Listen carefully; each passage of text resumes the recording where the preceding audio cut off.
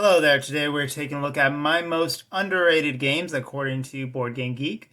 I did a similar list where I took a look at my most overrated games. You can check that video out if you wish. But essentially, you click this link on your profile and it takes you to a list of games that you have rated highly, but that Board Game Geek users on average have rated lower. Without further ado, let's start off with No Thanks. No Thanks is a very simple, easy to learn card game. I really enjoy it, and I've found that most people that I show it to enjoy it. 9 out of 10 from me. This game, of course, has the lowest discrepancy between the two ratings. That will increase as we go down, so we will eventually get to my most underrated game, at least according to Board Game Geek stats here. Next up, a little wordy. This is a very fun Wordle style game for two players. It's from the creators of Exploding Kittens, which I feel like is odd to say because it's nothing like that game. I really enjoy it, 8 out of 10. BioShock Infinite Siege of Columbia. This game is interesting. It has a lot of moving parts, very swingy at times, but there's something about it that I really enjoy. It has multi-use cards, and the combat is clever. It doesn't just feel like Risk, even though you are going around and conquering territories. I enjoy it. That's 8 out of 10 for BioShock. Battle of Versailles, 8 out of 10. I really like this game.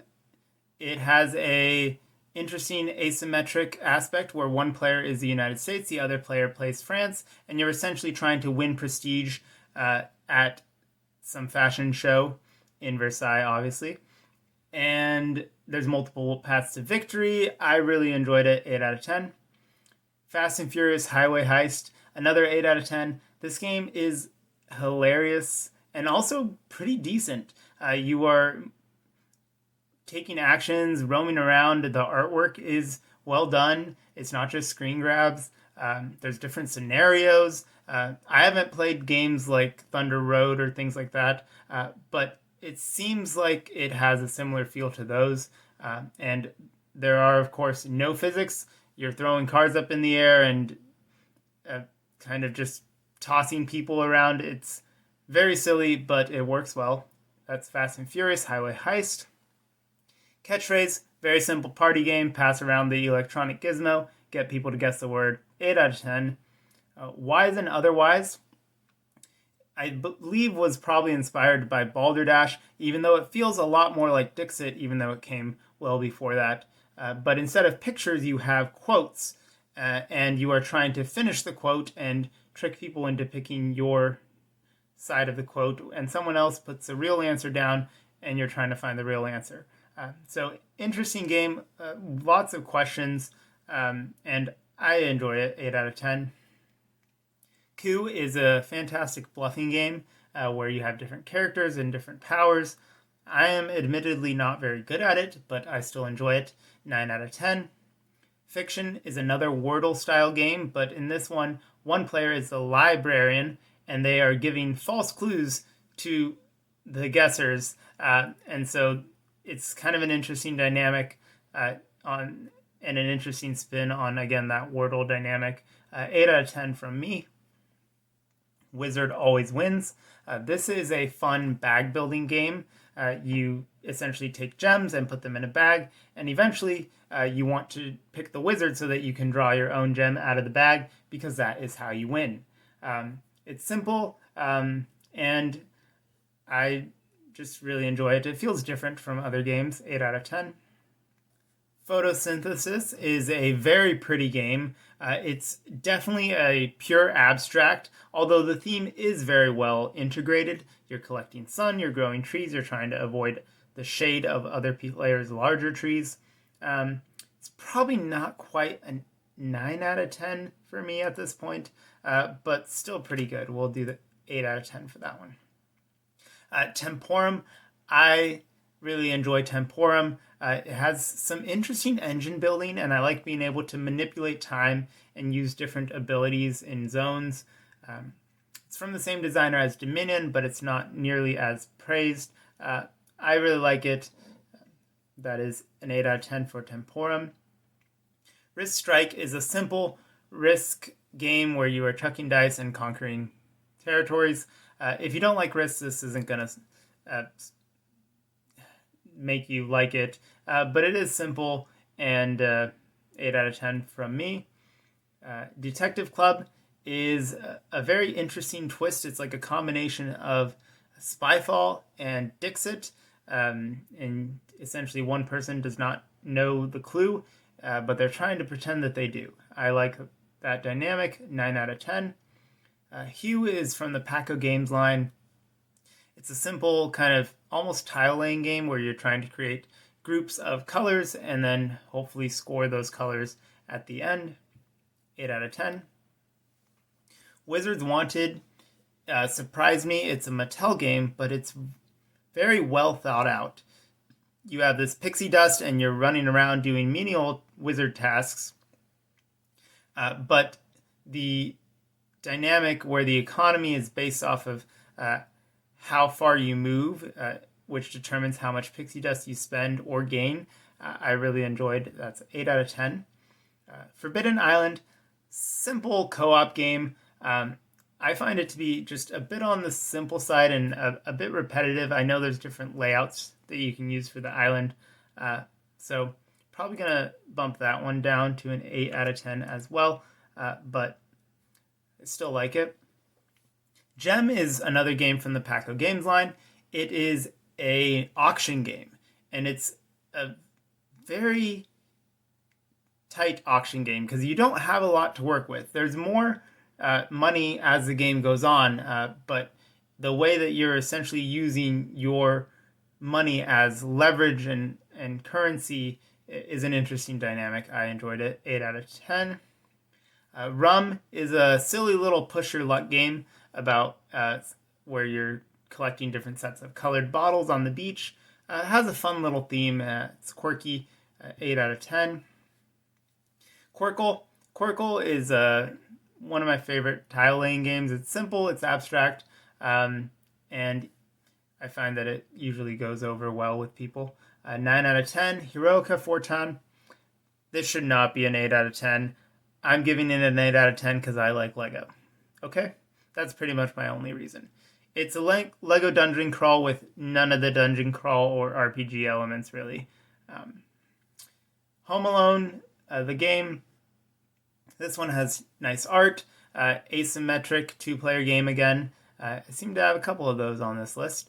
But one player is trying to break in as the burglars, and the other player is, of course, Kevin McAllister. 8 out of 10 from me. Zularetto. Zularetto is another game that looks adorable, but can actually be pretty aggressive because of the way you're drafting animals for your zoo. I enjoy it. 9 out of 10 from me. Hiroka Waldirk. I'm not sure why these Hiroka sets are listed separately. I tried to take expansions off this list, but anyway, we'll move past those. Cranium. Cranium is a classic party game. What I like about it is that it has a little bit of everything. It has charades, it has drawing, it has trivia, it has brain teasers.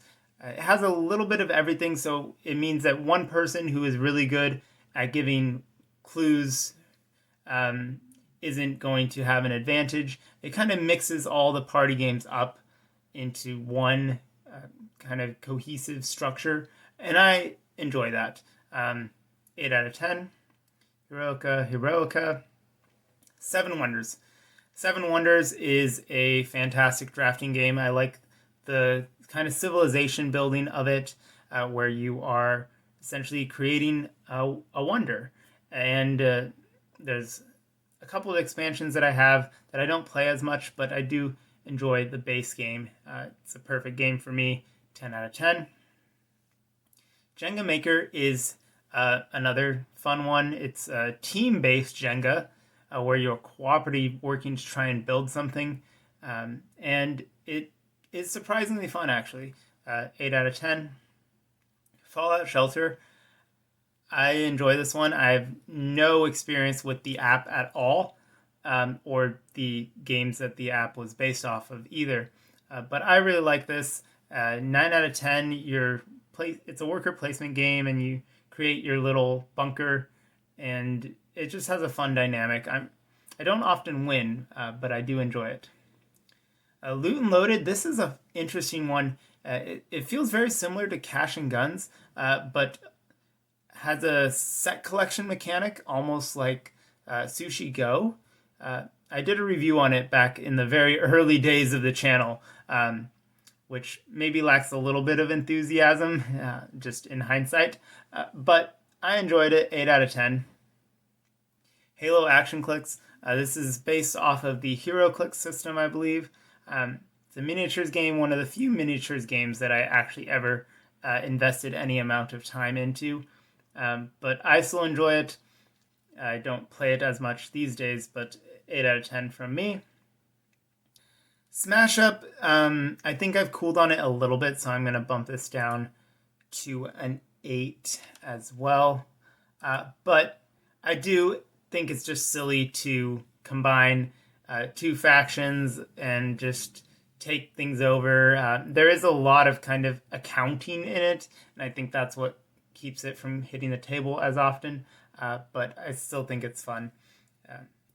Apples to Apples Freestyle is essentially just apples to apples, but you get to fill in the blank. And you might ask, well, hey, doesn't Say Anything already exist? Well, yes, but I'm not a huge fan of the style of questions in Say Anything. I prefer kind of the more apples to apples style things, but that's just me. Imagine If. This is a fun kind of get to know you game. Definitely better, I think, for groups that know each other, because if you don't, it might snowball into stereotyping and or judgment of people that you don't actually know. So definitely better for groups that are familiar with each other, and then you can just have fun talking about what type of ice cream flavors people are and things like that. Yahtzee Hands Down. This is a card game version of Yahtzee. You're essentially building poker hands with dice, and it's good. Probably not an 8. We'll give it a 7 out of 10. So some of these might jump around in the list after I update these ratings. Steam Park. I really enjoy Steam Park. It's a simultaneous dice chucking game about building a theme park. Definitely gives me that feel of Roller Coaster Tycoon, which is a fantastic game as well. And yeah, just the planning aspect and the crunching the numbers and trying not to lose because of all the dirt you have. Fun dynamic, 9 out of 10. Duelosaur Island. I am not familiar with Dinosaur World or Dino Island or the other games that preceded this, but Duelosaur Island, which is the 2-player version, is really fun. It's a dice drafting game, and there's something about it that I just really liked that wasn't just the dino theme, because obviously that does help, but I also like the game mechanics as well. 9 out of 10 from me. Dominion is a kind of classic game, and it's a perfect game for me. 9 out of 10. I just really enjoy just all the dynamics of it, and I think it's aged very well. Smash Up. This should count as an expansion. I don't know why it's there. All right, Sagrada. Sagrada is a beautiful game. They just came out with new artwork, which I'm indifferent to, but it's fine because I already have my version. So it's a perfect game for me. 10 out of 10. I just like the drafting the dice and the visual aspects of it, as well as just kind of the trying to be able to get all of the dice that you need to finish your window. It's very satisfying. 10 out of 10. Hitsy Road is a zombie game in which you are trying to survive a zombie road trip. I really like the mechanics in this one. There's a little bit of kind of push your luck. There's auctions, and there's kind of just a feeling of riding on the edge of losing all of your resources. Because if you lose too many resources, things will eventually snowball and you'll just lose the entire game. So it's one that's a bit hard for new players to get a grasp on the strategy. but I enjoy it. 9 out of 10. King Domino is a pleasant and perfect game for me. Um, it it does exactly what it needs to do and nothing more. So yeah, 10 out of 10. Lay your tiles, score some crowns. It's good. Lost City is another perfect game for me. 10 out of 10. Just the two-player dynamic of going and investing on these adventures and expeditions, and then hoping that you are able to get enough to make it actually worth it. And then watching your opponent play a 9 and just destroy your chances of getting any points. It's I enjoy it.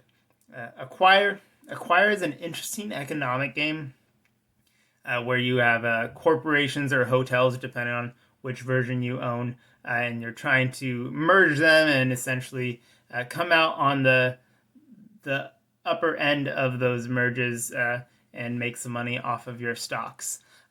10 out of 10 from me. Love Letter, aka Loot Letter, which is just the version I have. Simple game, 10 out of 10 from me, where you are just trying to guess other players and kind of outbluff them in a way.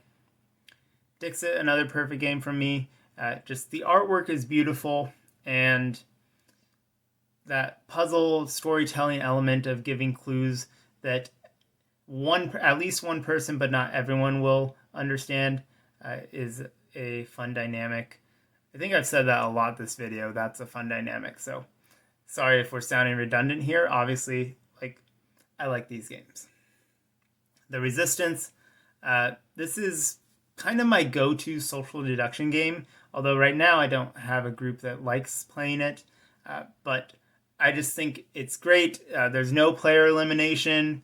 And just the dynamic of going on those missions and then pointing fingers at everyone and then if you're a spy, you can sometimes throw your fellow spy under the bus just to save yourself and hope that you all can win in the end.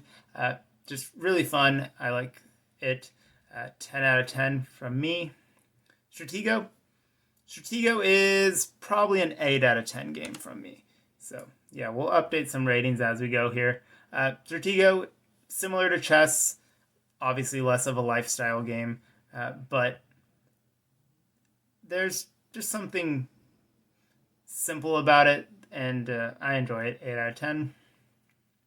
Brave Rats, I believe this was initially the two-player version of Love Letter, or Love Letter was the multiplayer version of Brave Rats, vice versa, something like that, if I remember correctly. But essentially, it's war with some extra rules, but enough extra rules that it makes it a lot more fun to play. Art Project. This is one of my favorite co-op games. It's so unique in how it plays and just how it feels. You're essentially trying to rescue art and recover it from people who have stolen it. And there's multiple maps in the base box. There's a lot of content in this game, different difficulty levels. 9 out of 10 from me. Actually, real quick, I'm going to make Brave Rats an 8, just for good measure here. Drop Mix. Drop Mix is one of the few games I have that still uses an app. I've kind of faded a bit on games that use app integration, but Drop Mix does it very well, and it kind of needs it.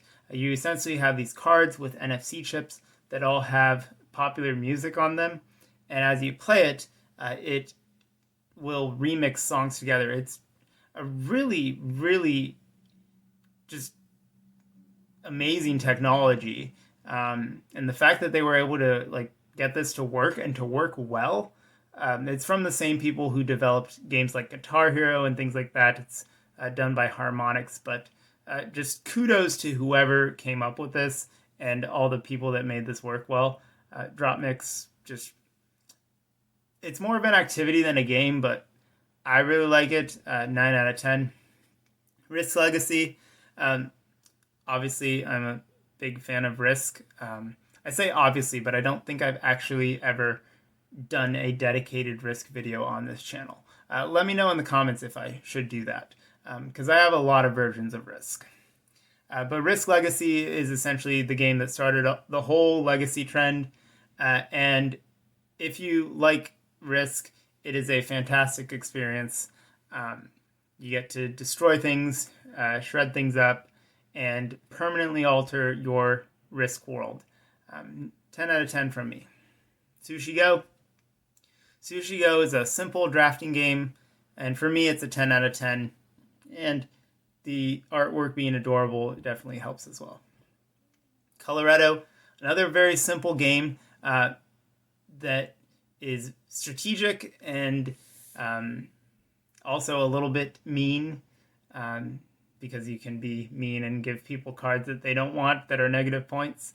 And I like games like that where you're trying to collect enough points for one thing but not enough of another that you go negative, that kind of balance.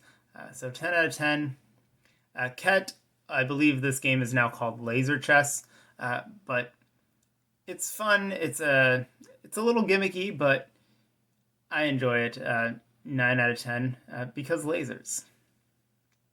Wink is a fun party game where you're trying to get people to guess your location secretly by winking at them.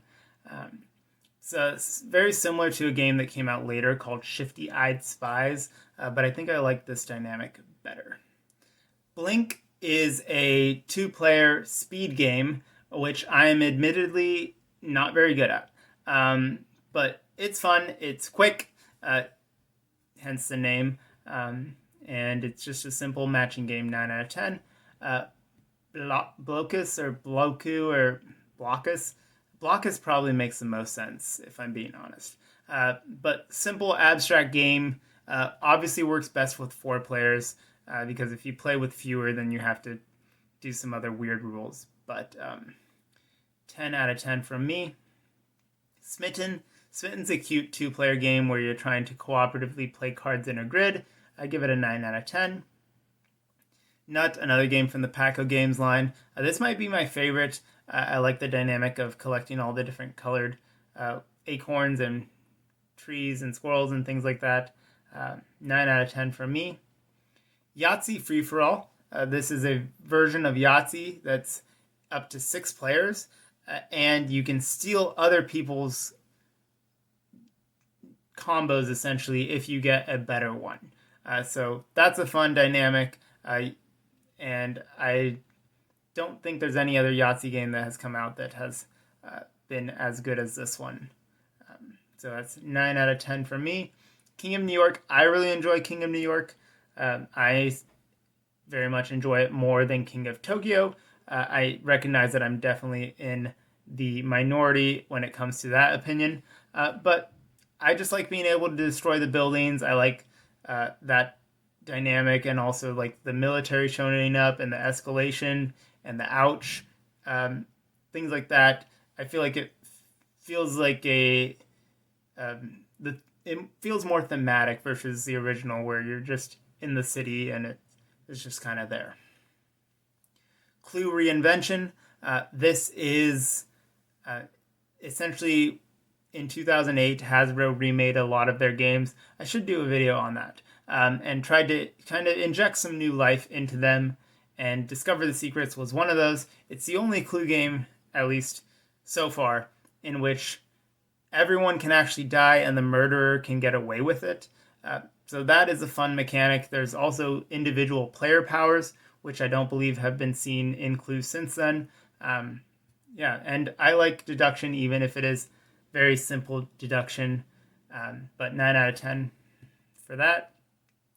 Last Night on Earth. This game gets a 10 out of 10, but part of that is the theme. Part of that is the nonsensical gameplay. This game is not very balanced, I don't think. There are obviously some scenarios that are better than others for that, but that's kind of the point. I've been told by people who like Betrayal at House on the Hill that this is similar to that. I don't play a lot of Betrayal at House on the Hill because I don't really like it, so I'll have to take their word for it. But I just like the silliness and the B movie aspect, and the art is all photography that's very well done. The game comes with a soundtrack, for crying out loud. This is the most thematic zombie game out there, in my view. And yeah, 10 out of 10 for Last Night on Earth.